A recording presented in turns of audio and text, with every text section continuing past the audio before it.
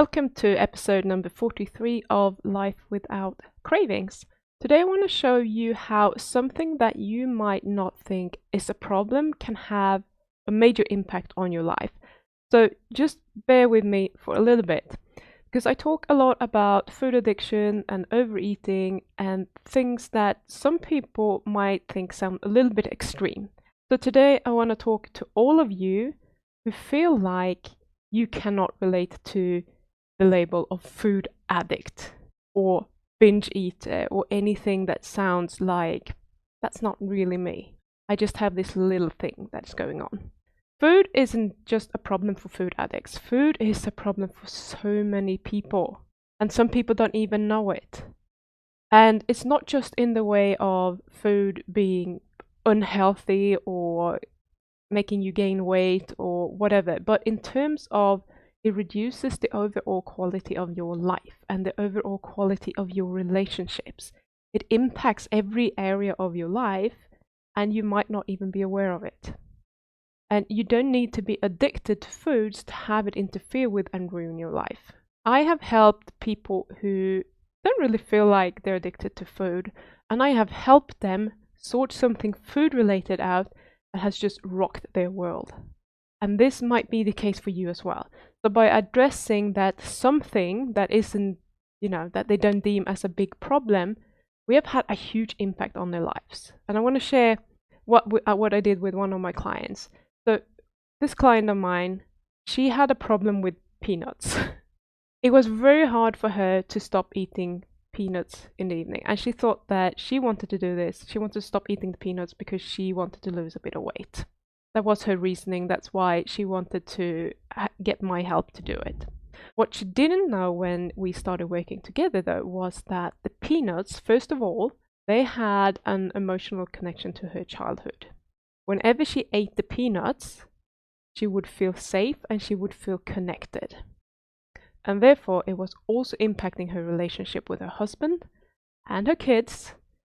And if she didn't eat peanuts when spending time with her family in the evening, after dinner usually, they could still have something else, but she needed the peanuts. She didn't feel connected to them. So the connection between her and her family, or her feeling that connection, was dependent on the peanuts. So her brain had connected the connection part with her family and her loved ones with the dopamine release that would come from the peanuts. And he had meshed those two together, so they always have to go together. And this is now what her brain was seeking. So what we had to do was to change the way that her brain perceived the situation, and then deliberately having her feel connected to her family without the peanuts. And this is a process, but we did it. So sometimes your problem with food might seem like a minor thing, but when you deal with the problem, the return on that investment is massive. For my client, what happened was that not only did she manage to feel connected to her family without using food to do it, but she also became a much more fun mom. So when she was able to relax about the weight loss because she was no longer having the peanuts in the evening, she naturally just became a much more relaxed and fun mom to be around with. And she wanted to be more involved with what the kids were doing. And they started to playing board games together and just have like a much more interactive and more joyous time together in the evenings, rather than focusing on the peanuts. Because when all your focus is on the peanuts, there is no focus on the real connection with your family and building those relationships. So that was what she was missing out on, and now that just came rushing back to her. And this in turn made an impact on the rest of her life. And that's why I wanted to bring this up, because it's this snowball effect which you don't really think about when you're just focusing on the peanuts. But because she had much better relationship now with both her kids and her husband, and she felt more involved, she felt more connected all of the time, what's happening is that she just felt more happy in general and more playful during the day as well, and at work. And she was working with children, so that had a huge impact on her job as well. So everything just became much more fun and easy as a result of her cutting out the peanuts and figuring out why she thought that she needed the peanuts. So this is the magic. This is the magic that I want you to keep in mind, is if you fix one thing, one little thing that might not seem like a huge issue, that thing could snowball and have an impact on your whole life.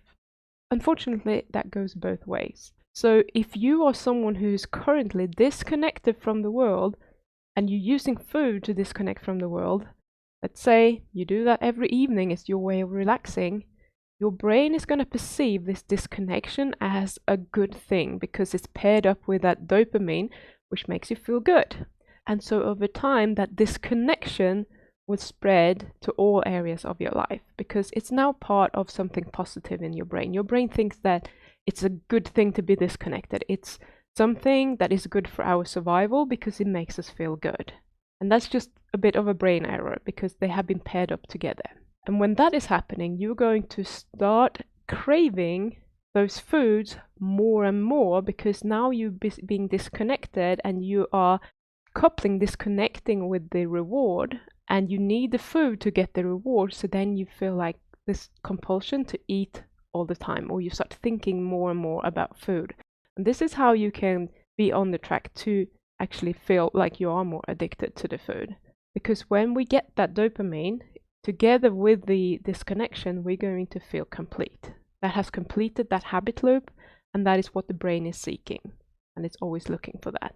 And we think that this might just be, a bad habit, it's a minor problem, but in fact it's something that makes you feel maybe a bit down all of the time. And you think that maybe you're just bored with life, or that there's nothing fun happening in your life anymore. But that's probably not true. It's just that the fun doesn't feel like fun anymore because most of the time we want that dopamine hit, and this type of fun that you used to think was fun doesn't give you as much of a dopamine hit. We can't even be bothered to seek out the fun anymore, even when it's right in front of our noses. All we want to do is relax with the peanuts on the sofa because that is guaranteed to make us feel good. So if you feel like things just feel a bit pointless or boring, or maybe you think that you're just getting old because you don't want to do a lot of things anymore, especially things that used to excite you, ask yourself this: what are you doing right now that makes you feel good? If the answer is something like watching Netflix, with or without food, by the way, or scrolling Instagram, listening to audiobooks, YouTube, whatever it might be, is that thing really making you feel good? Or is it making you feel something else? Maybe it's just a band-aid. It's covering up for something. When you rather stay at home eating or scrolling Instagram rather than meeting friends or going for a walk in nature, you have a food problem. Whether you like that or not, you have a problem. There's something here that isn't working for you. And as I said, it might not look like a big problem on the surface, but it's like a brainworm. It has taken over your will to do anything else pleasurable that doesn't generate a huge dopamine response. And you don't even know it. You think it's normal, but there's absolutely nothing normal about it. Life shouldn't be that grey and boring. You have been given one life, and you get to use it however you want. How would you choose to use that life if you got to choose? And by the way, you do get to choose. So imagine this: if someone told you, here, you're entering your life on Earth, you have about 85 years to spend here unless you're in an accident. What would you want to achieve during your time on Earth?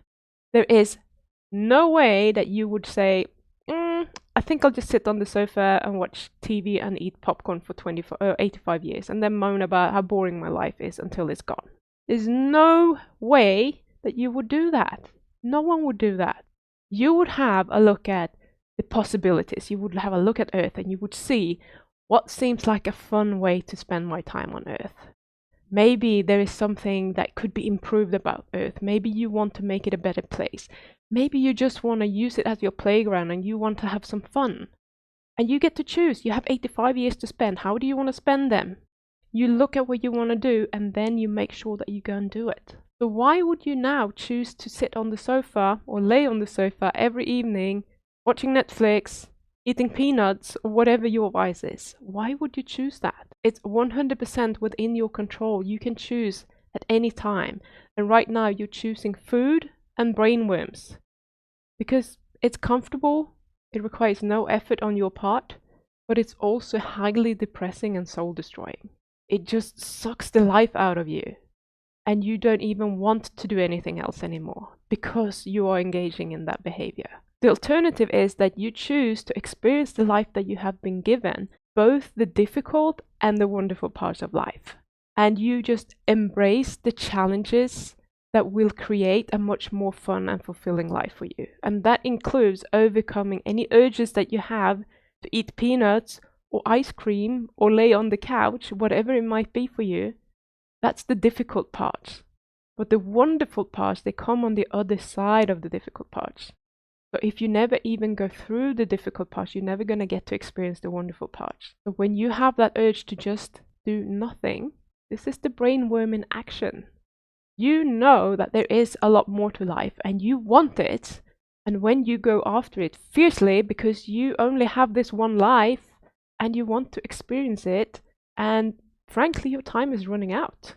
You were given a set number of years, whether that's 85 or not, you don't even know. How do you want to spend the rest of your life?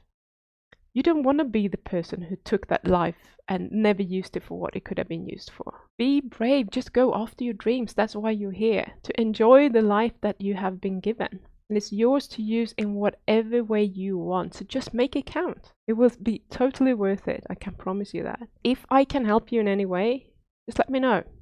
I'm always here. Leave a comment, send me an email, get in touch on Instagram, whatever. Just let me know if there's any way that I can help you. I'll see you next week. Bye.